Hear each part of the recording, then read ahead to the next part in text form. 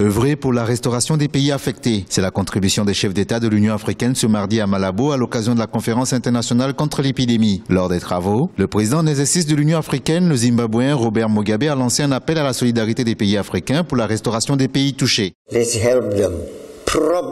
Aujourd'hui, nous allons aider les pays touchés pour qu'ils puissent avoir l'assurance nécessaire qui montre que l'Afrique est derrière eux, que nous sommes tous derrière ces pays.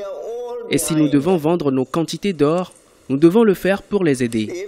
Même la pauvre femme dans sa communauté peut contribuer en faveur du peuple du Libéria, de la Sierra Leone et de la Guinée.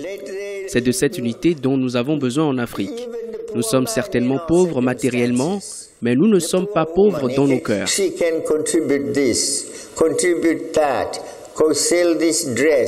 La solidarité des pays africains s'est exprimée ici à Malabo avec une donation de 13 millions de dollars. La priorité a été mise sur la reconstruction des systèmes de santé des pays touchés et la mise en place d'un centre africain pour le contrôle et la prévention du virus Ebola. Autre point important, le renforcement des capacités pour riposter face aux urgences sanitaires sur le continent.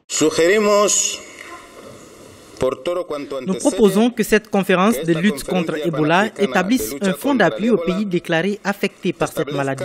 De même que la mise en place d'un centre régional d'études, de recherche et de contrôle d'Ebola avec l'objectif d'aider les programmes de prévention et de lutte.